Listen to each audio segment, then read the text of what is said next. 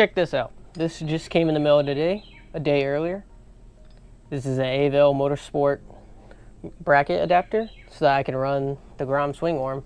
And I think this is meant to run almost any swing arm that will fit up because you can adjust the shock however you need it. So originally I was thinking of making my own bracket, which would have been just a thin bracket going from here to there. But then I realized I probably should not go cheap on that because I want to learn stuff like 360 soppies, which is going to be very abusive on it, and landing sideways it could bend a smaller frame. So I decided to go with this. And the nice thing, came with a little card that got a little QR code I can scan for the installations. Installation isn't too hard. So let's get into installing this thing.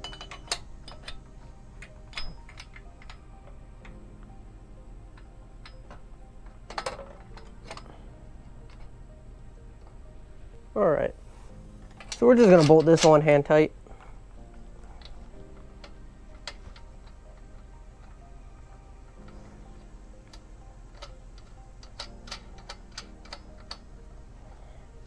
Hand tight. Now that we got this one in position, we're going to mark this with a Sharpie. Sound good. So right here, I'm just going to fill it in as good as I can with a Sharpie.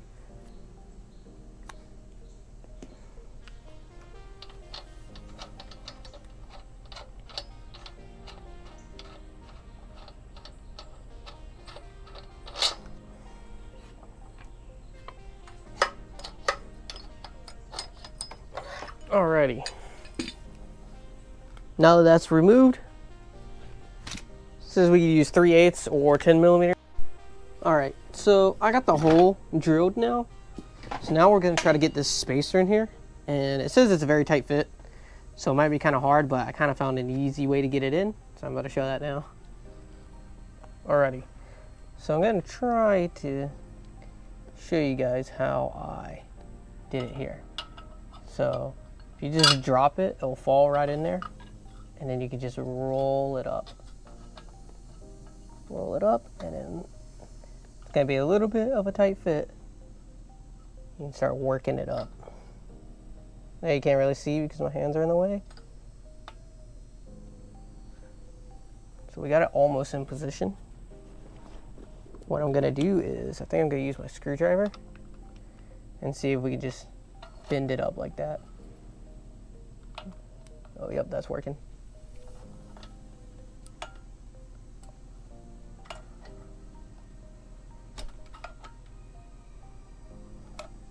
Alright, so we have it pretty much at the height, but it's too far forward. So we're going to try to find a way to bring it backwards.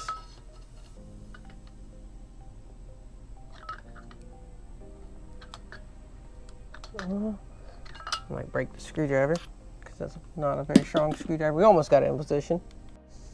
Okay, so we got the spacer lined up now. Completely lined up perfectly.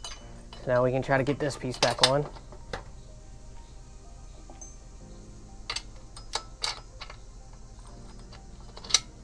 There we go.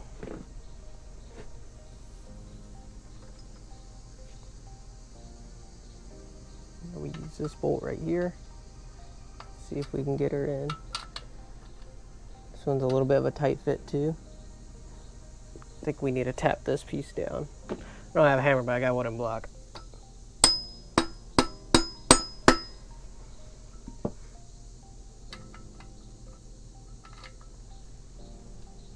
Almost there. Alright, so we got the bracket bolted up just fine. But now, the battery box here, this portion has to be cut off. I'm just going to take the grinding wheel and just zoom across there real quick. This holds the voltage regulator, I think, but we'll just find a different spot for it to go. I don't even think the Grom one will reach there anyways. So we'll just cut that off, and then this will be able to go back on. Alright, so we got the front wheel mounted, swing arm mounted. We got the rear shock and the bracket from Avail Motorsports mounted. I still have to figure out the exact ride height. So next thing we need to do is get these spacers right.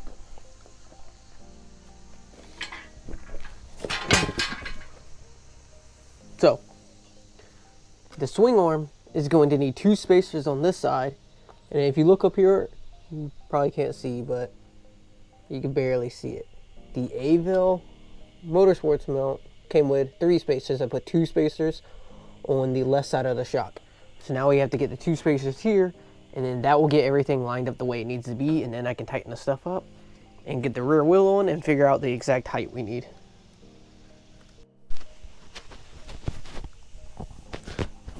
So something I completely forgot to mention is that I'm no longer running the rear sets. I've decided I'm just going to run the CRF foot pegs, which will be a different video where I have to make a bracket.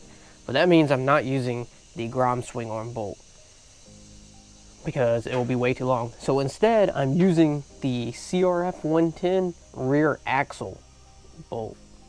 So the rear axle bolt is just the right length to work.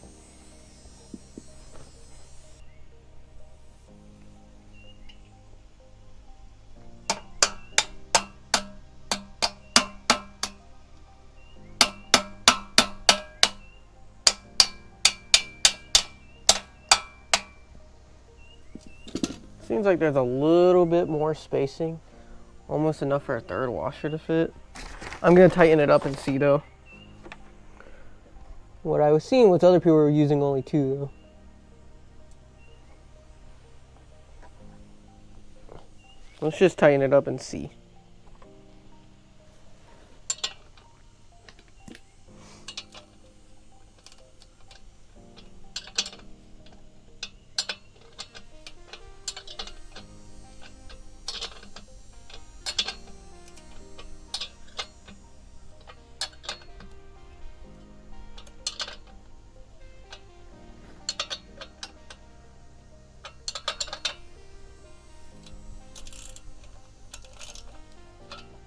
Okay, so now that it's tightened down, it did pull together a little bit. I think it's a little tight.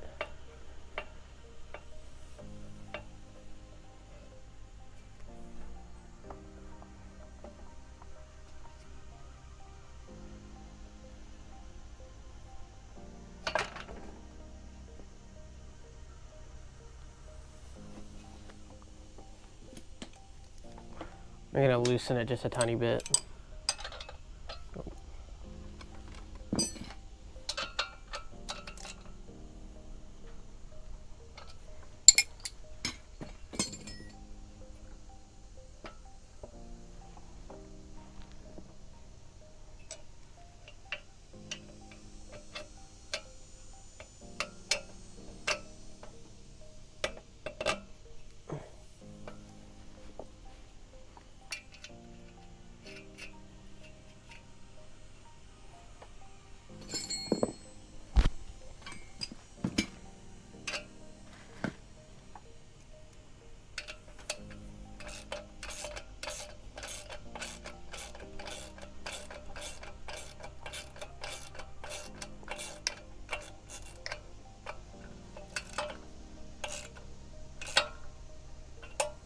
Alrighty, rear shock is on. So we do still have to tighten up the stuff at the top, but before I tighten any of that up, I kind of really want to see like what the height is with the rear wheel on.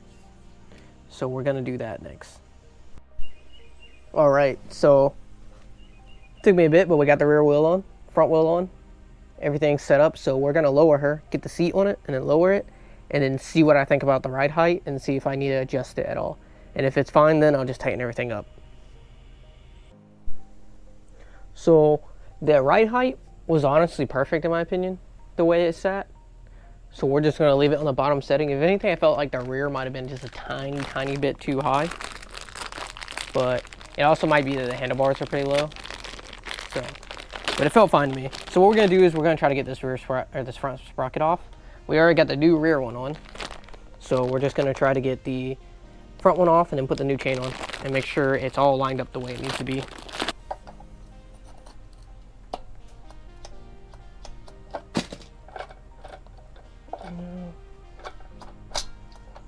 There we go. Perfect.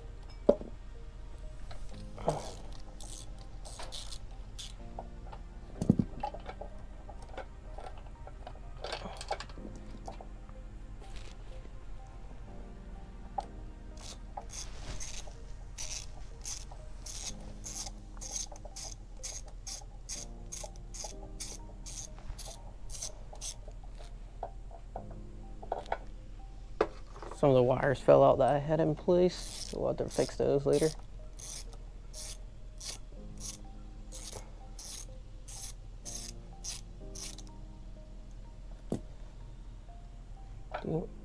Old sprocket. The old sprocket seems to be in pretty good shape, but the rear sprocket was really bad. So I figured I'd just replace everything at once, because it's better to do that.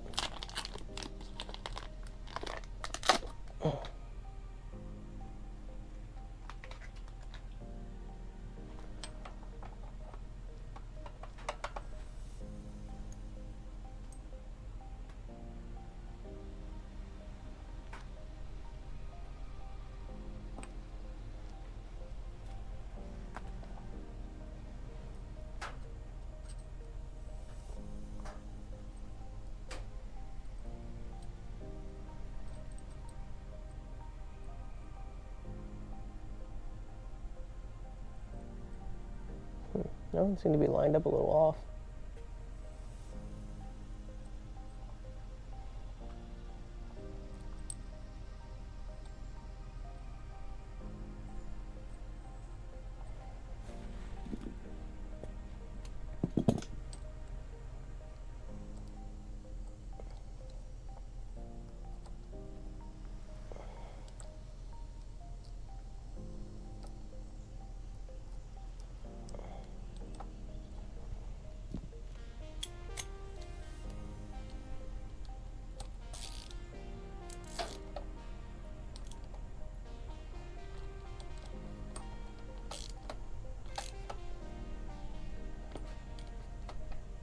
Alrighty.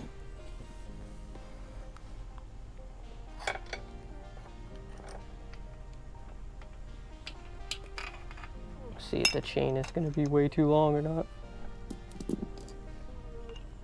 It is way too long.